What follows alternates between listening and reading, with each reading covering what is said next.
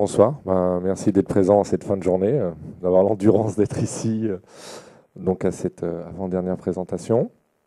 Donc je me présente, je suis Julien Van Québec. Donc c'est un nom un peu compliqué, mais il y a 13 lettres, donc c'est très intéressant pour le Scrabble en fait.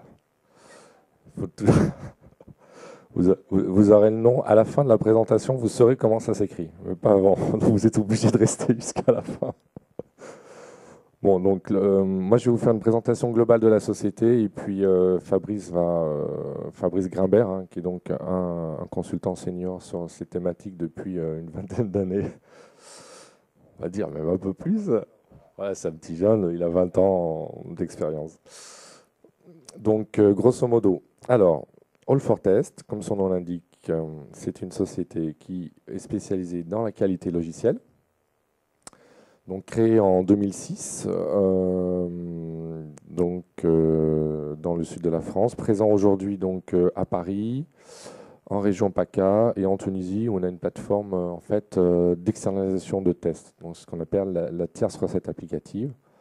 Et à ce titre, on utilise plusieurs types de méthodes, plusieurs types d'outils. On n'est pas spécialisé à l'origine sur un outil et on conseille nos clients dans ce domaine. Donc concrètement, aujourd'hui, la qualité logicielle, c'est avant tout des méthodes et une organisation, une capacité à définir des stratégies de test associées aux environnements. Donc évidemment, comme on va le voir aujourd'hui, l'organisation est spécifique dans les projets agiles. Des outils qui doivent être capables d'appliquer les théories, les concepts des méthodes, et puis des hommes qui vont aider à la réalisation des projets. Donc sous différents types de prestations de services. Donc grosso modo, c'est une trentaine de personnes en croissance constante, mais spécialisées sur ce métier du test et de la qualité logicielle. On est membre du pôle de compétitivité SCS, qui nous permet aussi de faire de la recherche et développement sur les problématiques de test, tout ce qui est génération automatique de plans de test, notamment sur des gros projets industriels. On est membre du groupement d'entreprises INOPS, qui nous permet de collaborer avec des grands groupes. Et partenaire Microsoft ILM Inner Circle depuis bientôt 2 ans. Donc on intervient sur 3 niveaux d'intervention. En amont, en conseil. Donc on va aider les structures, donc que ce soit des éditeurs de logiciels, des DSI, à définir un niveau de maturité par rapport au test ou à la qualité logicielle. Une fois qu'on a défini un petit peu ce curseur, on va pouvoir faire des préconisations d'amélioration. Donc sur des nouveaux process, des méthodes ou des formations de la population. L'assistance technique, donc c'est une intervention où on va être directement renforcer les équipes de nos clients dans leur équipe R&D ou leur équipe de test. Et l'outsourcing, c'est pour nos clients qui soit ne souhaitent pas investir sur des outils ou qui n'ont pas le temps de bâtir des équipes de qualité logicielle, auquel cas on peut l'externaliser. Voilà, donc rapidement, ça nous permet d'intervenir très en amont sur tout ce qui est gestion d'exigences, l'optimisation de la qualité au niveau fonctionnel et l'optimisation des performances. Voilà, donc je vais laisser la parole à Fabrice parce qu'effectivement, entre ce qu'on a connu ces 20 dernières années avec des cycles en V, des cycles de développement en V, Waterfall, le rôle du testeur dans l'équipe est amené à évoluer. Donc on se pose des nouvelles questions. Donc on va essayer de vous planter le décor avec un certain nombre de questions qui se posent, de différences entre les différentes organisations, et puis de voir comment on peut implémenter tout ça via l'outil Microsoft. Oui. C'est bon, vous entendez? Bon, très bien. Donc pas besoin, les mains libres. Voilà. Donc comme disait effectivement Julien, on va un petit peu s'intéresser à l'aspect test dans le développement agile, mais surtout sur l'aspect en termes d'organisation, par rapport à ce qu'on appelle effectivement des testeurs dans ce contexte. Alors la présentation se veut aussi un petit peu, disons, très créative. Si vous avez des questions ou quoi que ce soit, n'hésitez pas. Surtout qu'à la fin, il y aura effectivement une petite démonstration par rapport à ce que nous, on voit comme l'organisation en termes de test dans un projet agile et son implémentation, sa mise en œuvre via un environnement du style MTLM au niveau Microsoft. Donc, au niveau du sommaire, on va regarder un petit peu ce qu'était l'organisation de développement et test traditionnelle, pour se focaliser un petit peu plus sur l'aspect projet agile et différences et similitudes entre les deux, parce que du test, ça reste toujours du test, et voir un petit peu comment cette équipe peut évoluer au sein, justement, d'une démarche agile. Et je ne parle pas de projet, je parle d'une démarche agile.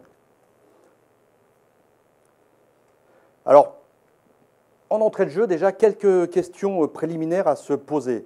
Au niveau agile, en particulier, comme dans tout autre projet, comment peut-on faire pour atteindre et garantir les objectifs qualité du produit logiciel? Parce que qu'est-ce que l'on a en finalité? C'est effectivement livrer un produit logiciel, construit d'une façon ou d'une autre, suivant des méthodes différentes entre les projets. Donc comment se garantir de ces objectifs tout en sachant que maintenant un produit logiciel, c'est quelque chose qui est effectivement, je ne dirais pas normalisé, mais qui est effectivement évaluable suivant une certaine démarche du style Square ou ISO 25000, qui est anciennement l'ISO 9126. Donc dans une démarche au niveau agile. Ça, c'est une des premières questions. La deuxième, c'est par rapport à ces objectifs qualité que l'on va identifier au niveau de notre produit, comment rendre notre processus de test que l'on avait aujourd'hui sur nos différents projets, comment le rendre compatible maintenant avec un principe ou avec des principes au niveau agile. Alors ces principes au niveau agile, c'est quoi? C'est déjà privilégier les hommes au processus. Et comme Julien l'a dit tout à l'heure, effectivement, une démarche de test, c'est une démarche qui est rigoureuse, qui est très ciblée sur des activités, elles aussi, séquentielles, donc qui est un petit peu, on pourrait dire, un petit peu antinomique par rapport au principe agile. Et aussi par rapport à l'adaptation au changement plus que le suivi d'un plan. Et au niveau des tests, c'est vrai qu'il y a une chose quand on parle de plan au niveau du processus de test, c'est le plan de test, c'est-à-dire le contour des tests que je dois préparer par rapport à mon activité qui va être au niveau de l'exécution. Donc ça, comment le rendre au niveau agile?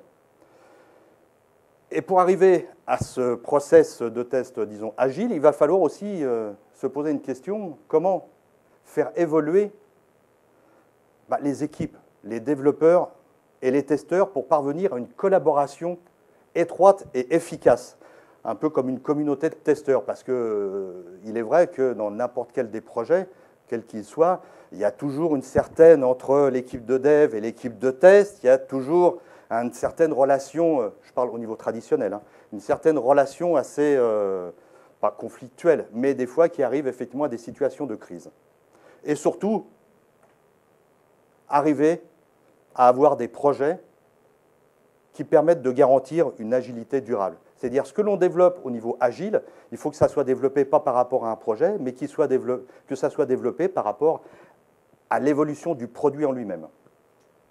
Alors par rapport à un projet traditionnel, c'est vrai qu'on avait l'habitude de travailler dans un cycle en V avec une équipe de développement traditionnelle, des phases effectivement séquentielles, une branche de développement, une branche de test, et par rapport à ça, des niveaux de test effectivement qui s'enchaînaient jusqu'à la partie acceptance testing. Et au niveau de l'acceptance testing, toujours la problématique de livrer un produit, la plupart du temps, qui était au niveau du client pas très satisfaisante vis-à-vis de ses besoins, et au niveau de qualité qui était en dehors de ses objectifs. D'où, depuis un certain temps, l'apparition, effectivement, en termes de système, de niveau de système de test, l'apparition d'équipes de test indépendantes pour justement avoir cette vision de contrôle, avoir une vision qui est différente de la vision du développement pour permettre de garantir la qualité d'un produit que l'on va livrer, qualité par rapport à sa conformité de besoin et conformité de qualité intrinsèque. Donc une équipe de test indépendante avec un processus de test formel. D'où l'apparition aujourd'hui effectivement d'un métier du test. La certification ISTQB, par exemple, de former les gens au métier du test. Donc la question maintenant, effectivement, que va devenir cette équipe de test indépendante? Alors cette organisation des équipes traditionnelles, c'est vrai qu'on avait une équipe chef de projet, dev team, avec des objectifs de développement, avec un environnement de développement. On avait nos test managers et notre équipe test team avec un environnement de test aussi dédié et avec ses propres objectifs de test. tout en sachant que effectivement les objectifs de chacun étaient un petit peu différents. Au niveau du développement, l'objectif c'est de construire un produit suivant les besoins, et au niveau de l'objectif de test, c'est de vérifier la conformité de ce produit par rapport aux besoins. Donc, par rapport à ça, un petit peu, je dirais, un axe de problématique qu'il y a entre les deux équipes, un axe de problématique qui est de responsabilité. Alors, de responsabilité, pourquoi? Parce qu'effectivement, les objectifs étant différents, quoi qu'en ayant un qui soit commun, c'est la qualité du produit, mais des objectifs différents vis-à-vis du produit. Le test manager, lui, et l'équipe de test est là pour vérifier, contrôler effectivement ce qui a été réalisé. Et l'équipe de développement, elle, conçoit toujours par rapport effectivement à un certain nombre de règles, de standards, conçoit le produit suivant aux besoins, et avec toujours aussi une certaine problématique liée à l'aspect de délai, à l'aspect de charge, qui sont directement liés au niveau du projet. Une problématique aussi d'expertise technique, parce que souvent on reproche, parce que là on y a toujours, on est quand même encore toujours confronté, on reproche justement à cette équipe de test indépendante d'être un petit peu dissociée du projet, c'est-à-dire de ne pas vraiment avoir d'expertise en termes de développement, de connaissances effectivement techniques sur le produit ou de connaissances sur effectivement de ce qui vient d'être conçu au niveau du projet, d'où derrière, effectivement, une problématique de communication entre ces deux équipes lors de la livraison d'anomalies, lors de, là, par exemple, les phases de spécification pour analyser et étudier effectivement les spécifications qui ont été livrées déjà depuis un petit moment.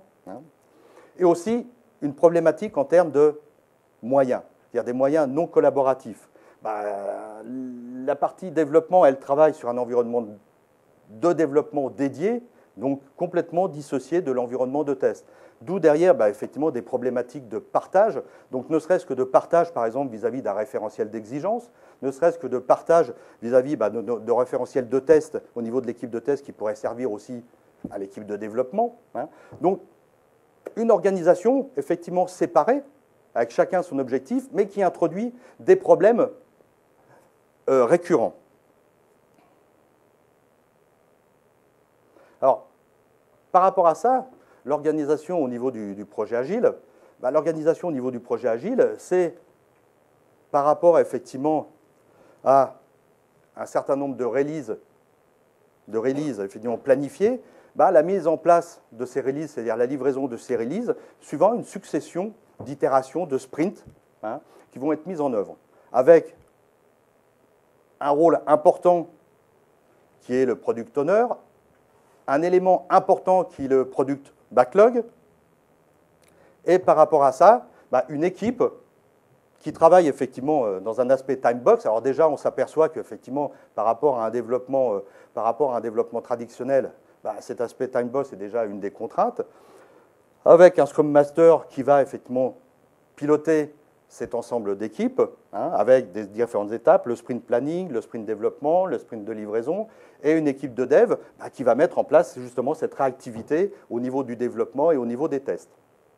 Alors dans cette organisation, au niveau agile, moi je suis une société dans laquelle, depuis quelques années, 1 an, 2 ans, 3 ans, j'ai investi effectivement vis-à-vis de mes équipes, j'ai investi sur la formation des gens au niveau de tests, pour pouvoir avoir des équipes qui soient effectivement efficaces.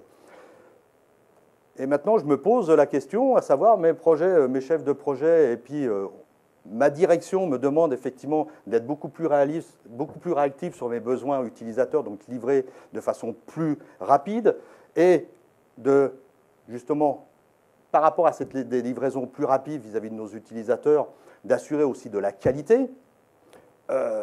Moi, je suis bien d'accord, mais comment je fais pour intégrer justement mon équipe de test? Alors, ça peut être, par exemple, un centre de test que je viens de monter il y a 1 an ou 2, un service, par contre, de service partagé en termes de test.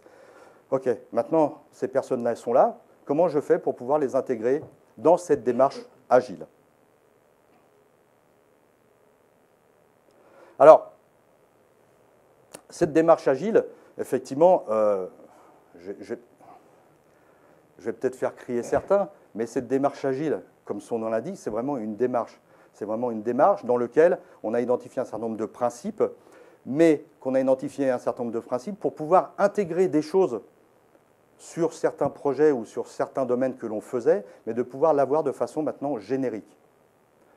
Je m'explique. Au niveau du test agile, on va avoir effectivement ce cadran que tout le monde, enfin, de façon globale, connaît. C'est-à-dire un cadran dans lequel on va avoir une vision effectivement développement et une vision au niveau du produit en lui-même. Et de façon transverse, un aspect plus technique et en haut, un aspect plus utilisateur.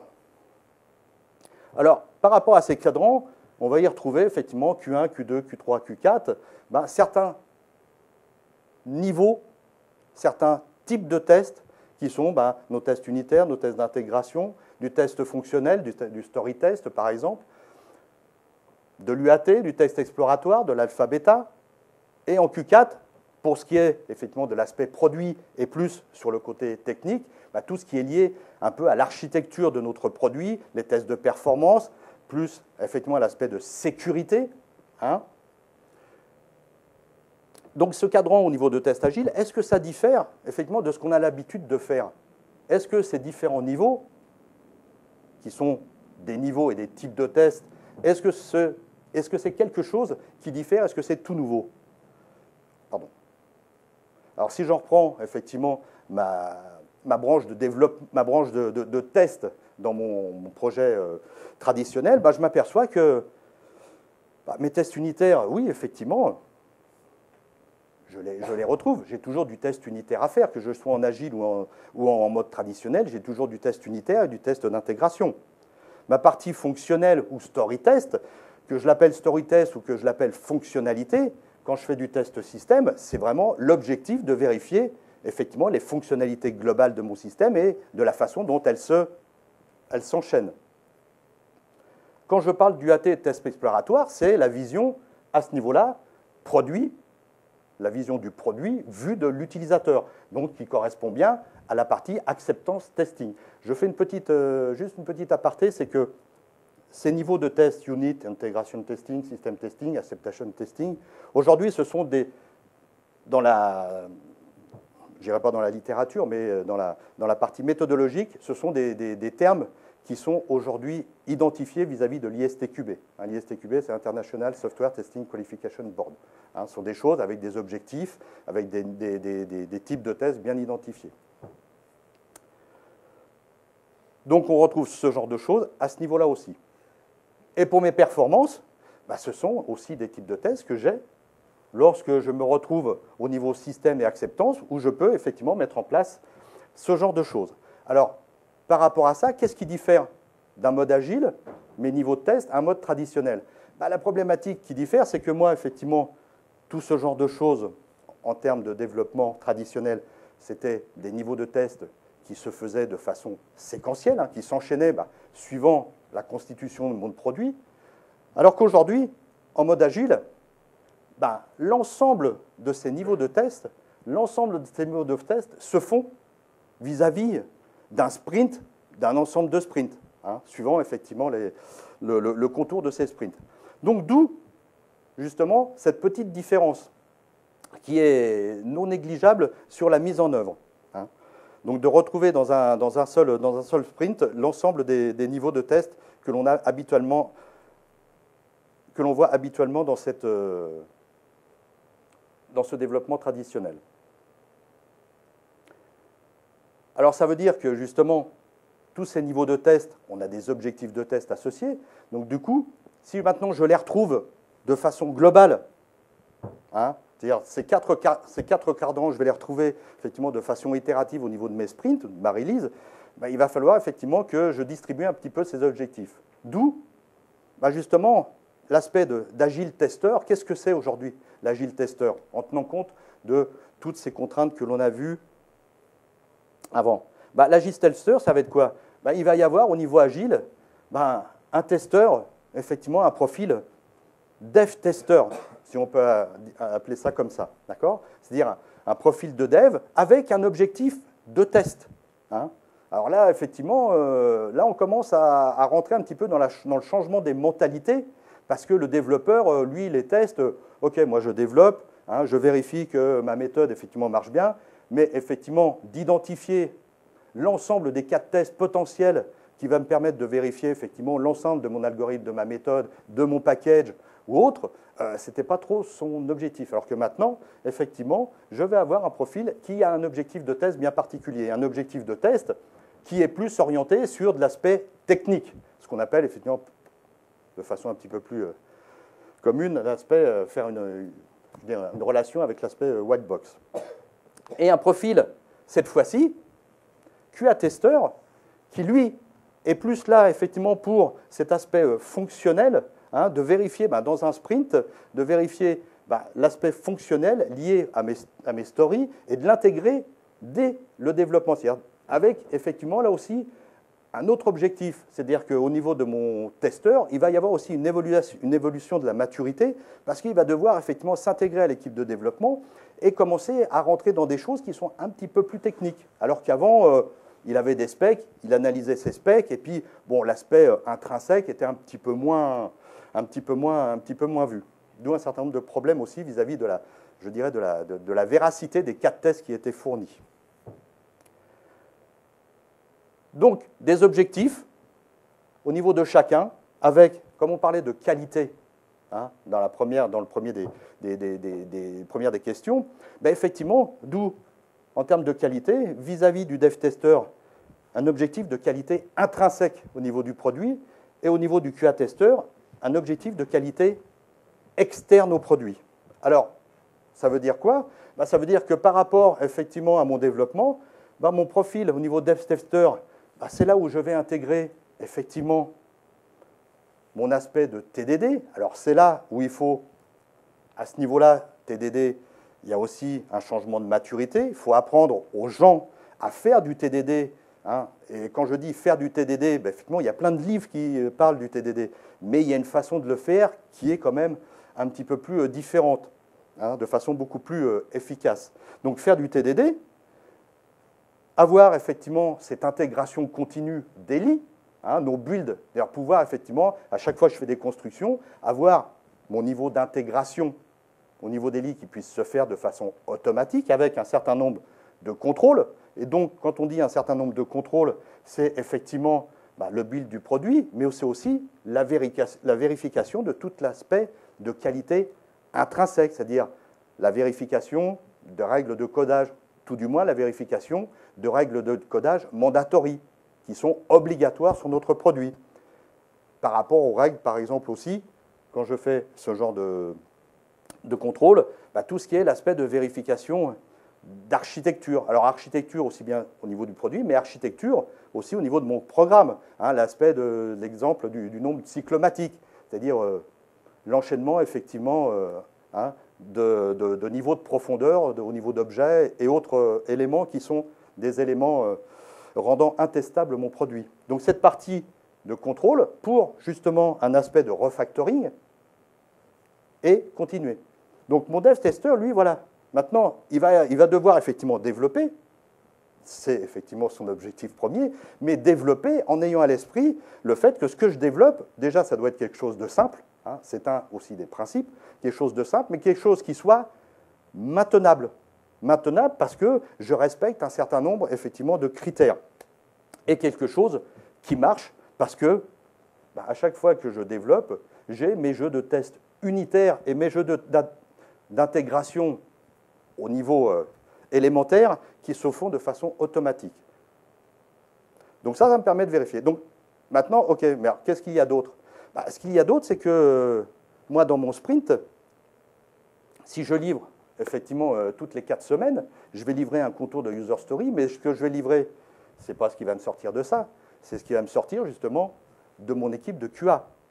Donc derrière, ce que je vais livrer, c'est des choses qui vont être effectivement issues de notre développement de façon réactive, sur lequel je vais faire de la TDD, hein, de l'acceptance test driven development. C'est-à-dire, de la même façon que je fais du TDD sur mon code, je vais faire des tests d'acceptation directe sur mon produit. Alors là aussi, cet aspect d'ATDD, ce n'est pas quelque chose qui se font comme ça. Et là, à ce niveau-là, il y a, je dirais, une évolution majeure vis-à-vis des équipes QA de test. Parce qu'eux n'ont jamais l'habitude de faire ce genre de choses. Eux ont l'habitude, quand j'identifie mes scénarios de test, mon test plan, généralement, j'ai mes spécifications, je fais mon analyse, j'identifie un certain nombre, effectivement, d'exigences de test, de cas de test, et voilà, je continue. Alors que là, non, c'est plus du tout le cas. C'est-à-dire, effectivement, l'aspect documentaire, l'aspect réactivité, a, à ce niveau-là, ici, une forte je veux dire, influence sur nos testeurs. Donc, cet aspect d'ATDD, et derrière, mettre en place, comme je mets en place ici de l'intégration continue au niveau développement, je vais mettre en place aussi de l'intégration continue, là, cette fois-ci, mais au niveau du produit.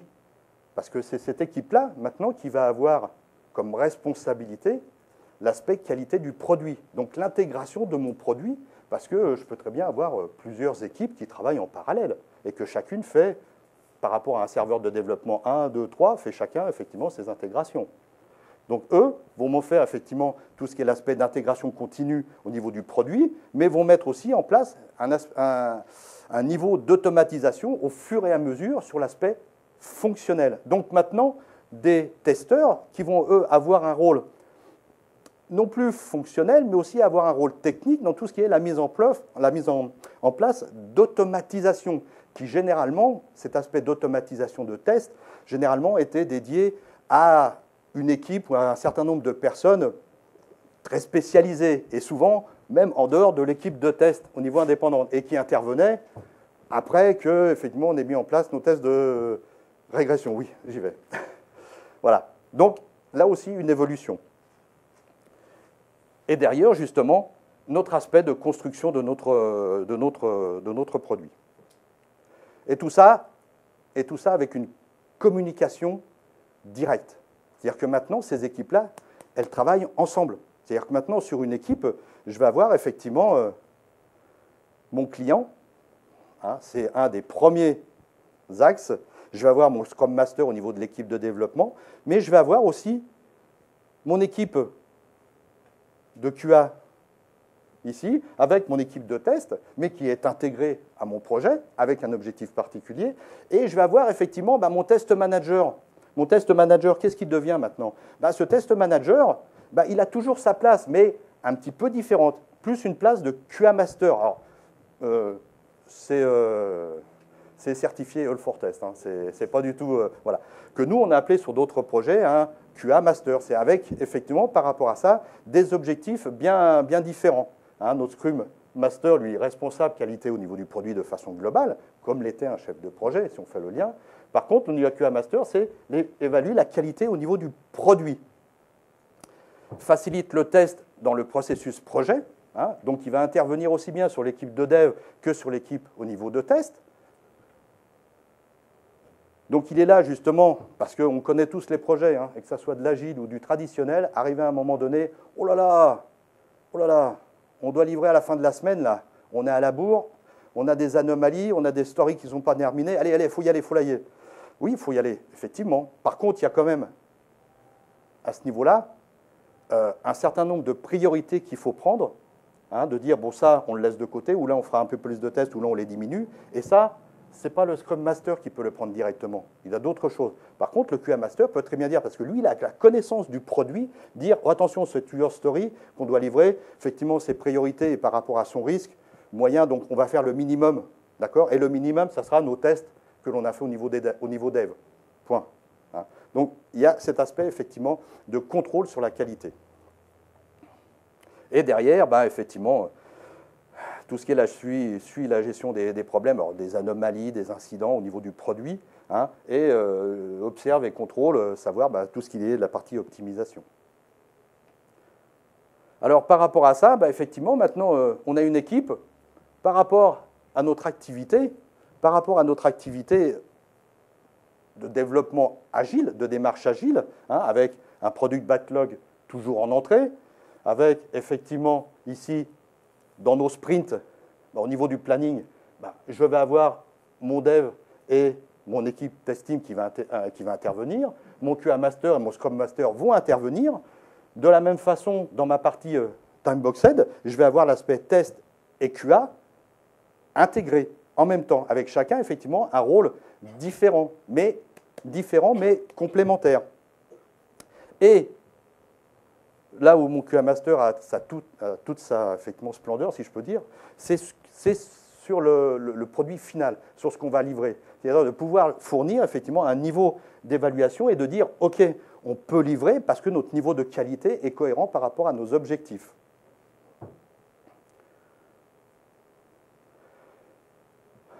Donc par rapport à cette organisation, effectivement, dans la planification de la release, j'ai toute l'équipe qui va intervenir, qui vont discuter effectivement sur la priorisation de ces user stories. Donc aussi bien d'un côté dev que d'un côté test, parce que le côté test, elle, justement, peut très bien effectivement intervenir en disant oui, mais attention, cette user story, effectivement, elle n'est pas critique, mais elle s'interface avec d'autres user stories quand on intègre le produit. Et par rapport à cet interfaçage, par rapport à cette façon de travailler, il y a effectivement des risques, si jamais elle est défaillante, cette user story, de mettre en rade tout le restant des fonctionnalités. Donc, il a maintenant un aspect, effectivement, je dirais un peu d'expert sur l'aspect de défaillance potentielle du produit.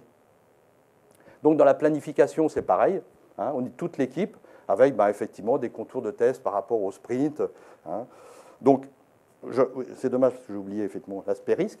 Dans la planification, effectivement, les critères de fin de release, de dire, effectivement, la ended release, on dit que la release est terminée, OK, sur base de quoi?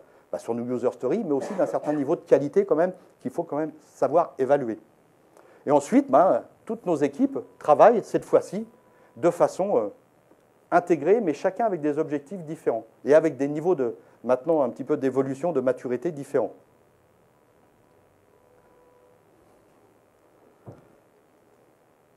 Alors, on s'aperçoit que notre équipe, effectivement, de test traditionnelle peut très bien s'adapter, peut très bien s'intégrer à une équipe, à un développement agile, avec, par contre, c'est vrai, un certain niveau d'évaluation, de formation, pour rendre maintenant notre équipe de test un petit peu plus agile et notre équipe de dev au niveau développement agile un peu plus testing. D'accord ? Chacune doit avoir effectivement ces éléments de formation. Par contre, il y a un élément sur lequel on n'a pas encore effectivement posé les contraintes, c'est que pour pouvoir faire ce genre de choses, il faut aussi travailler sur les mêmes éléments. Combien de fois, effectivement, on n'a pas été confronté ah bah oui, mais notre référentiel de référence, effectivement, c'est quoi déjà les fonctionnalités? C'est celle-ci, ok. Je les récupère, je commence à préparer mes tests, j'exécute, puis je m'aperçois que ça n'a rien à voir avec le produit. Ah oui, mais l'exigence Intel, on l'a modifié il y a un petit moment parce que si, parce que ça. Voilà, problématique de référentiel, de gestion d'exigence, de gestion de conf. Voilà. Donc ça veut dire avoir un environnement, cette fois-ci, qui soit complet. Donc un environnement du style Visual Studio 2010, par exemple, qui permet de mettre en place nos process, donc notre démarche agile avec notre customisation que l'on a besoin, d'avoir un référentiel commun et d'avoir par rapport effectivement à ce référentiel commun, notre cycle de test, aussi bien dev que QA, qui soit en cohérence avec notre process agile, notre référentiel, et sur lequel je puisse effectivement mettre un certain nombre de tâches et qu'on puisse travailler ensemble. C'est-à-dire avoir un socle d'environnement qui fasse ce genre de choses. Donc, je vais faire encore plus light maintenant. Je vais vous montrer par une petite démonstration, par rapport à un client chez lequel on est intervenu, comment effectivement ce genre d'équipe peut se mettre en place et les choses effectivement sur les éléments avec lesquels on travaille ensemble.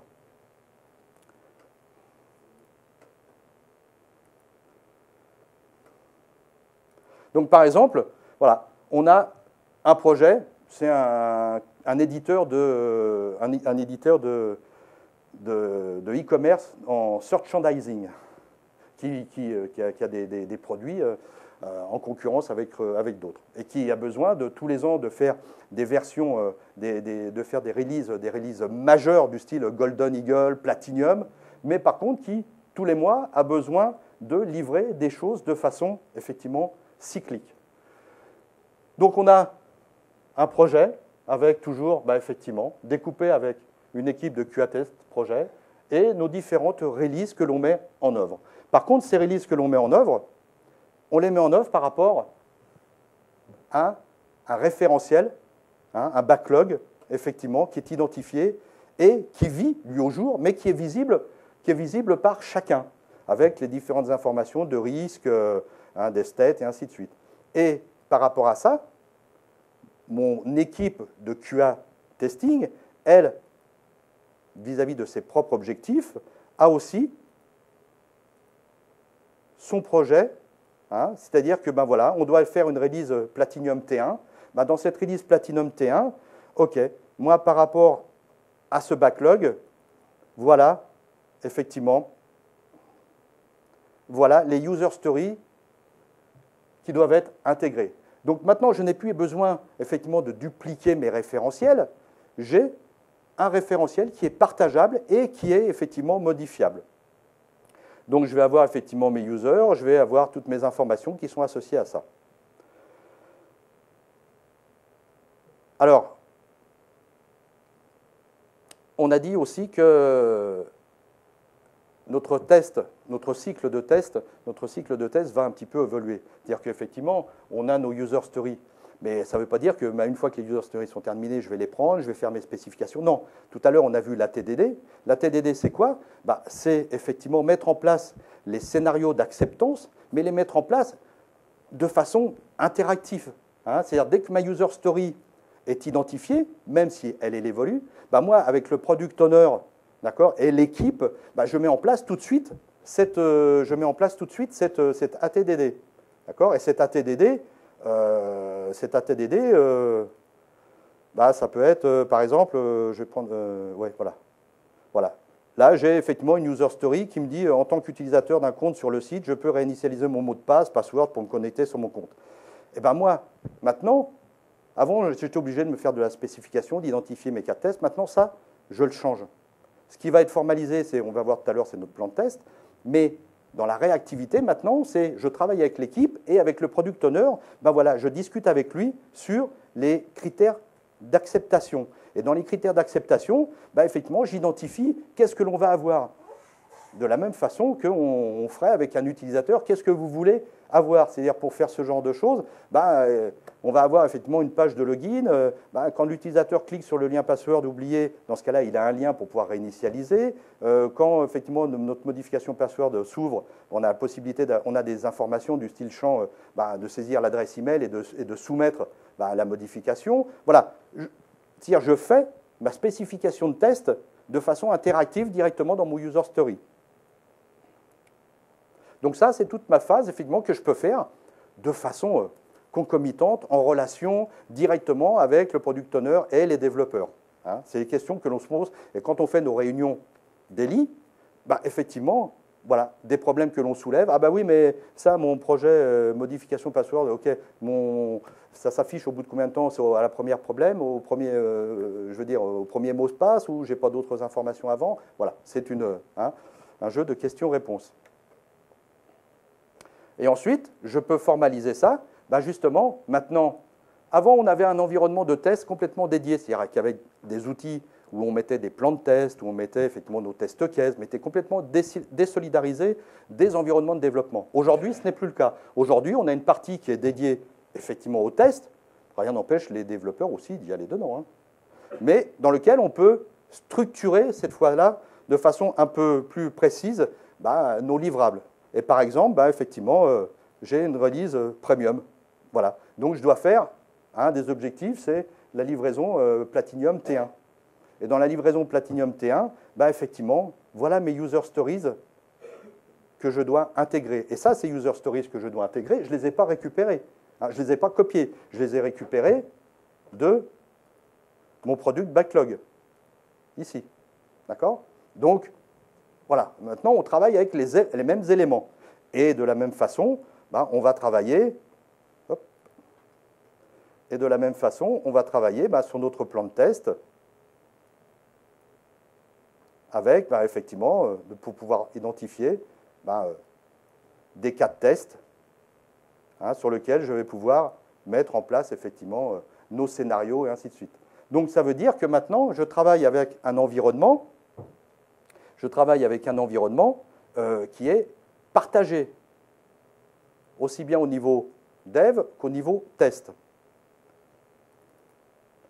Et dedans, on y retrouve, on ne va pas rentrer en détail, mais dedans, on y retrouve tous les éléments qu'on avait l'habitude de travailler avant dans une équipe effectivement de test indépendante. Ceux qui connaissent effectivement Quality Center, par exemple, eh ben, on y retrouve nos test cases, on y retrouve effectivement nos steps, effectivement, mais ce n'est pas celui-ci, c'est pas grave. Bon, enfin, on y retrouve nos tests, nos summaries. Hein. Donc, on y retrouve tous nos éléments qui sont... voilà. On y retrouve tous nos éléments qui sont issus du développement de tests. Mais par contre, la problématique, c'est que ce genre de choses, maintenant, se fait en réactif. Hein, c'est-à-dire avec la même réactivité que l'aspect agile. Et de la même façon, pour les tâches, pour les bugs, maintenant, les bugs sont partagés directement entre l'équipe de test et l'équipe de dev. Et justement, ce workflow de traitement d'anomalies qui, avant, était un petit peu un casse-tête, parce que comme on avait des environnements différents, à chaque fois, il fallait effectivement faire du suivi d'anomalies, le passer à un tel. Maintenant, avec Visual Studio MTLM, cet environnement, on peut travailler sur justement une réactivité de traitement des anomalies beaucoup plus efficace.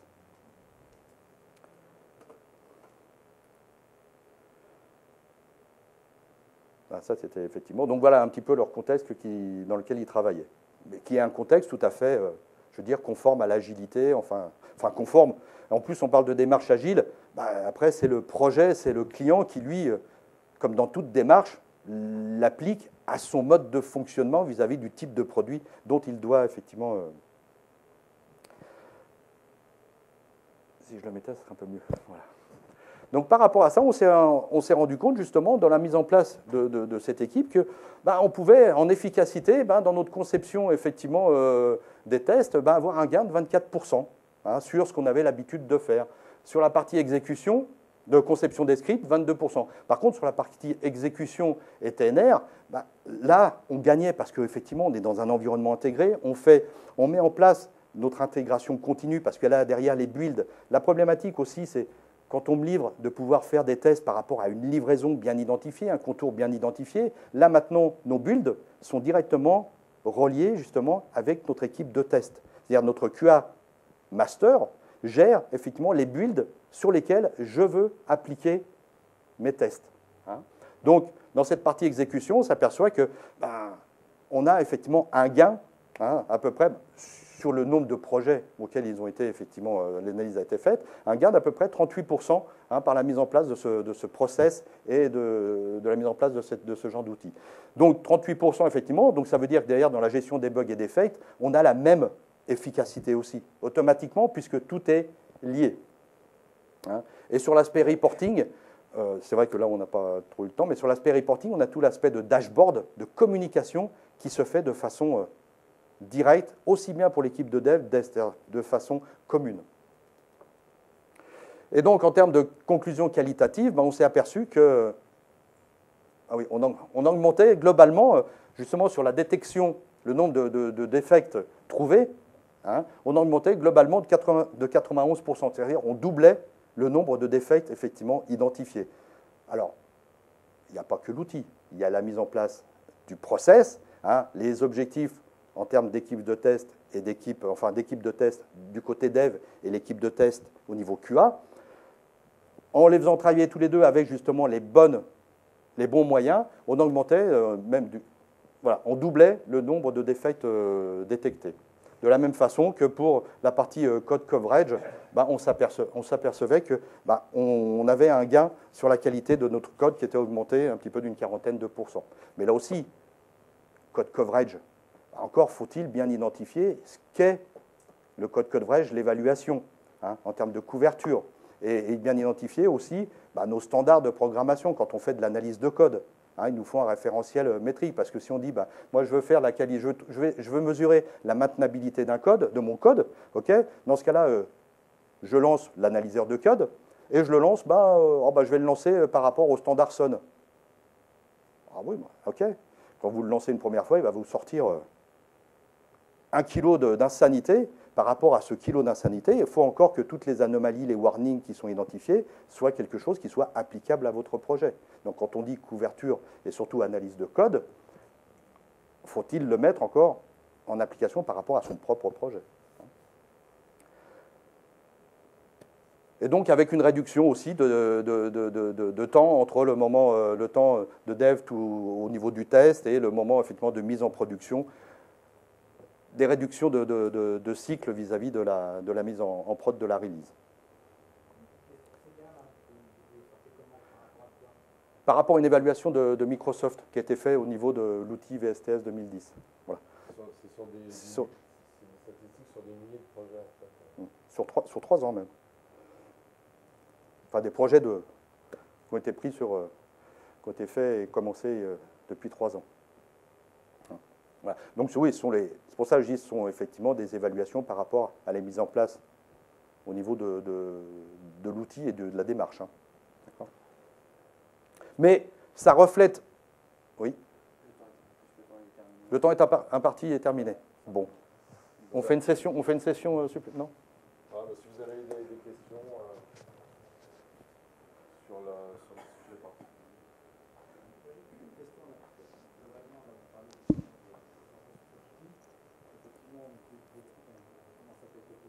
Ouais.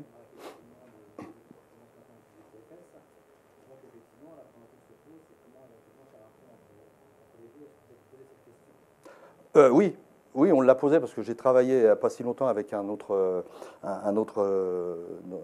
client et lui aussi avait son équipe déjà centre de test, hein, son équipe de test et travaillait depuis un certain temps avec Quality Center. La problématique, c'est que Quality Center, c'est bien, mais c'est un référentiel de test.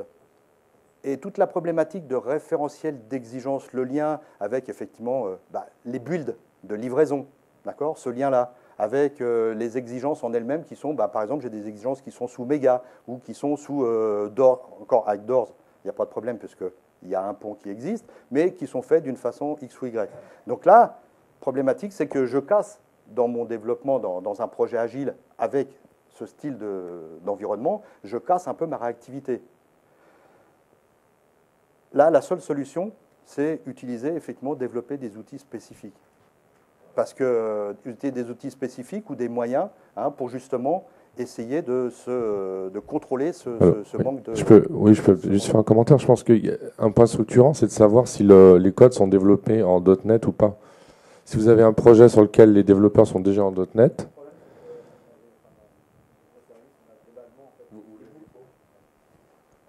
en général, on a des bouts de code qui sont développés en .NET et puis d'autres bouts de code qui sont développés en d'autres technos, éventuellement sur des legacy systems, donc avec du COBOL, etc. Et à un moment donné, il faut arriver, et les équipes finalement sont, multiples. Et à un moment donné, il faut arriver à intégrer tout ça. Donc effectivement, TFS, je vois bien, ça marche bien sur tous les outils Microsoft. Maintenant, de l'autre côté, on a des services à construire sur le legacy system, etc. Et à un moment donné, le projet, c'est l'ensemble de tout ça qu'il faut donner. Alors effectivement, par contre, là, on a peut-être une possibilité. C'est-à-dire, effectivement, on a une possibilité pour pouvoir faire le lien, cette fois-ci, pas vis-à-vis, effectivement, du code en lui-même, mais de sa construction, parce qu'en utilisant, effectivement, la partie MS Build qui est derrière, on peut, effectivement, derrière, utiliser le MS Build, mais utiliser aussi des procédures qui permettent de compiler. Si on a une gestion de configuration avec l'autre outil, si on sait maîtriser au niveau de l'autre outil ce qui est produit, on est capable, effectivement, de maîtriser cette construction à l'intérieur de notre construction à nous, c'est-à-dire d'intégrer dans notre build le lancement de construction du produit annexe. Mais ça se limitera à ce genre de choses. Parce que les sources en eux-mêmes, effectivement... En fait, il y a différentes approches. C'est vrai que les clients qui travaillent dans des environnements hétérogènes, historiquement, le fait d'avoir un outil décorrélé de l'environnement, par définition, ça permet de gérer tous ces environnements hétérogènes. Mais il y a le revers de la médaille, c'est que c'est pas intégré et qu'on perd en productivité. Donc, je crois qu'il y a des éléments de réponse avec la version 11 qui va permettre de... Bon, il y a déjà des plugins Eclipse, donc vous pouvez gérer des projets avec des plugins Java Eclipse, donc c'est une partie de réponse à votre question, je pense. Et je pense que Microsoft va aller dans ce sens-là vers la version 11 pour intégrer des environnements encore plus hétérogènes.